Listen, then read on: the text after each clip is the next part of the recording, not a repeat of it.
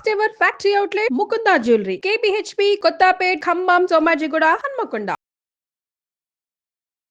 నమస్కారం అమ్మా. నమస్తే తల్లి.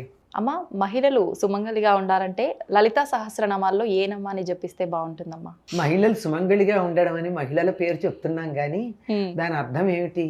ఆవిడ భర్త బతికి ఉండాలని, ఆయన ఆయుర్దాయం కోసం ఈవిడ్ని సుమంగళిగా ఉండడం అని ఒక చాలా గొప్ప ప్రత్యేకతనిచ్చి చెప్పారు. అది కొంచెం అంతరార్థాలు తెలుసుకుంటే బాగానే ఉంటాయి. అలా ఉండాలి అంటే, భర్త ఎక్కువ కాలం జీవించి ఉండాలంటే మళ్ళీ వెంటనే సందేహం వస్తుంది, అదేమిటి తన ఆయుర్దాయం కోసం కాక భర్త ఆయుర్దాయం కోసం ఆవిడ ప్రార్థించడం అంటే, ఆ వయస్సులో తేడా ఉంటుంది కదా ఇద్దరికి. అవును, కనీసం 5 ఏళ్ళు యావరేజ్ని ఉంటుంది తేడా. శాస్త్రం కూడా అంగీకరించింది. శాస్త్రం అంటే సైన్స్, నా ఉద్దేశం సైన్స్ కూడా అది సరైనదే, తేడా ఉండడం అని. అందువల్ల ఈ వయస్సులో తేడా ఉండడం వల్ల కాలధర్మం పెద్దవాళ్ళు ముందెళ్ళిపోవడం అన్న సహజం, చిన్నవాళ్ళు తర్వాత అని. అందువల్ల అలా వెళ్లకుండా ఎక్కువ కాలం ఉండాలి అని ప్రార్థించుకోవడం ఇందులో అంతరార్థం అనమాట. అంతకన్నా ఇంకోటి కాదు. అలా ఉండాలి అంటే ముందు మంత్రాల దగ్గరికి తర్వాత పెడదాం కానీ, ఇంట్లో ఆరోగ్యకరమైనటువంటి అలవాట్లు ఉంటే వీళ్ళకి వాళ్ళకి కూడా శారీరకంగా మానసికంగా ఆరోగ్యంగా ఉంటే ఆయుర్దాయం బాగా ఉంటుంది. అయితే కొన్ని మంత్రం కూడా దానికి సహకరిస్తుంది, అందులో అనుమానం ఏమీ లేదు. అంటే ఇది రాకపోయినా అది చెయ్యొచ్చని నా ఉద్దేశం. అలా గనక కావాలి అనుకున్నట్టయితే అమ్మవారిని మనం సర్వమంగళ మాంగళ్యే శివే సర్వార్థ సాధికే శరణ్యే త్రయంబకే గౌరీ నారాయణి నమోస్తుతే అని చెప్పి ప్రార్థిస్తూ ఉంటాం. సర్వమంగళాలని ఇచ్చేటటువంటిదని. ఆవిడ కూడా మంగళ గౌరిగా మనం ఆవిడ భావిస్తూ ఉంటాం. వివాహ సమయంలో కూడా ఆవిడనే పూజించటం ఉంటుంది, ఎందుకంటే 5వ అధికంగా ఇచ్చేటటువంటి తల్లి అని.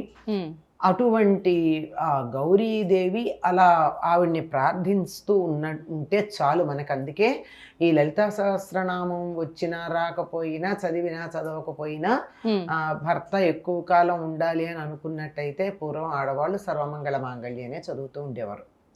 ఇది తప్పనిసరిగా ప్రతి పూజలోనూ కూడా ఆడమగాన్ లేకుండా పూజ ప్రారంభంలో చదివేటటువంటి శ్లోకం. ఇది పేరుకు శ్లోకమైన ఒక మంత్రానికి ఉన్నంతటి మంచి శక్తి ఉన్నటువంటిది. ఇది కాక మళ్ళీ ప్రత్యేకంగా లలితా సహస్రనామమే అని కనుక అనుకున్నట్టయితే, కామేశబద్ధ మాంగళ్య సూత్ర శోభిత కంధరాయై నమః అనుంది.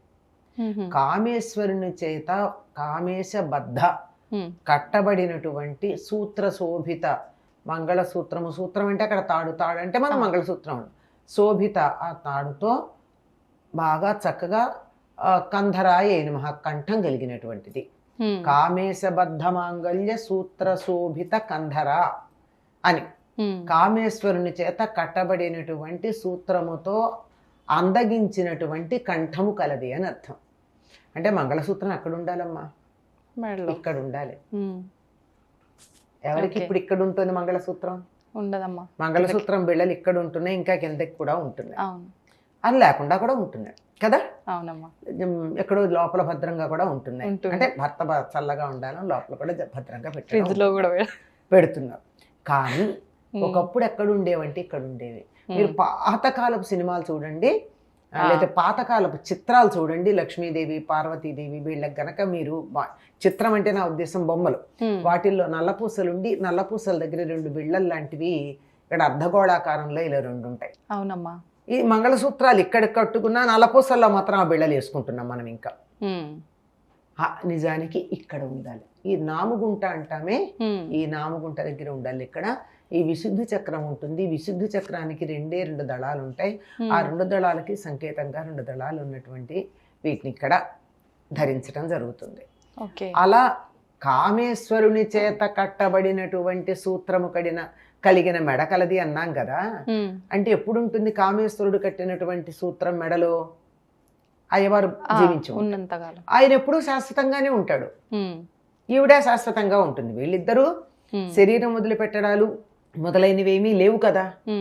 కనుక మనం ఎవరిని ఆరాధిస్తే వాళ్ళ లక్షణం ఉంటుంది. ఉదాహరణకి డబ్బున్న వాడిని కనుక మనం లౌకికంగా కనుక చూస్తే, ధనవంతుడి దగ్గరికి వెళ్ళి బాగా అడిగితే అవన్నా ₹1 వెదిల్చవచ్చు బుద్ధి ఉంటే ఇద్దాం.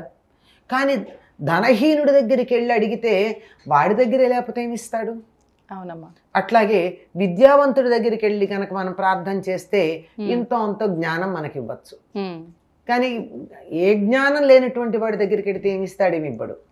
ఒక వ్యక్తి నుంచే లౌకికంగా మనం ఏదన్నా ఆశించేటప్పుడు వాళ్ళ దగ్గర పరిపూర్ణంగా ఉంటే మనకి లభ్యమవుతుంది.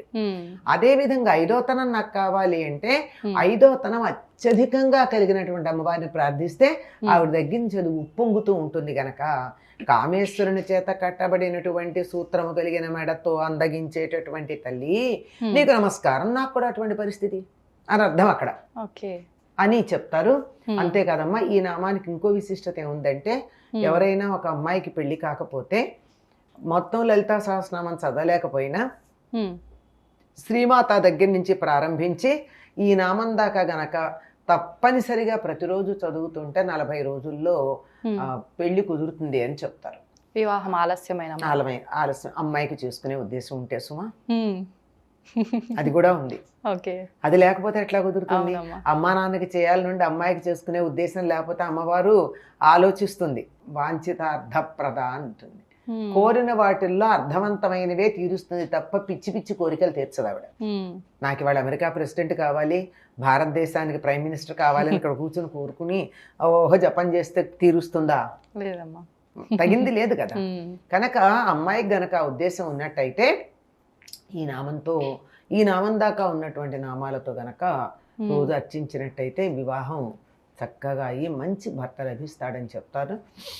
పెళ్లిలో కూడా మొత్తం లలితా సహస్రనామం చదవడం కుదిరినా కుదరకపోయినా ఇక్కడి వరకు ఉన్న ఆ కుంకుమార్చన అమ్మవారికి గనక చేసుకున్నట్టయితే 5వ తనం బాగా ఉంటుంది అని చెప్తారు ఈ నామం దాకా. అయితే ఈ మంత్రం కౌంట్ ఏమన్నా ఉంటుందా అమ్మ ఇన్నిసార్లు చదువుకోవాలని? కౌంట్ పెట్టుకుంటే ఎక్కడుంటుంది దృష్టి? కామేశబద్ధ మాంగళ్య సూత్ర శోభిత కందరాయ నమః 1, కామేశబద్ధ మాంగళ్య సూత్ర శోభిత కందరాయ నమః 2. అంటే నువ్వు ఎక్కడ నామానికన్నా 1, 2 ప్రాధాన్యం ఉంటుంది కనుక ఈ కౌంట్ గురించి ఏదో చెప్తారు కానీ అది ప్రధానం అని చెప్పడానికి లేదమ్మా. ఏం ఆలో చేతిలో పుచ్చుకుని చేస్తే చెయ్యాలి తప్ప జపానికి పెద్దగా దృష్టి అటు ఇటు మళ్ళకుండా ఉండడానికి మాత్రమే చేతిలో ఒక జపమాల తప్ప కౌంట్ కోసం కాదమ్మా. దాన్ని కొలికిపూస జపం అంటారు. అసలు మంత్రం జపం కాదు, కొలికిపూస ఎప్పుడు వస్తుందా, ఈ జపమాల ఎప్పుడు పూర్తుందని ఆలోచిస్తారు అని అంటూ ఉండేవారు మా గురువు గారు. మేము కూడా అదే నమ్ముతాం. స్త్రీలు సుమంగలిగా ఉండాలంటే ఏ రకమైన నామం జపించాలి, అసలు ఏ రకంగా ఉండాలనే విషయాన్ని చాలా చక్కగా తెలియజేశారమ్మా. ధన్యవాదాలు. మంచిదమ్మా.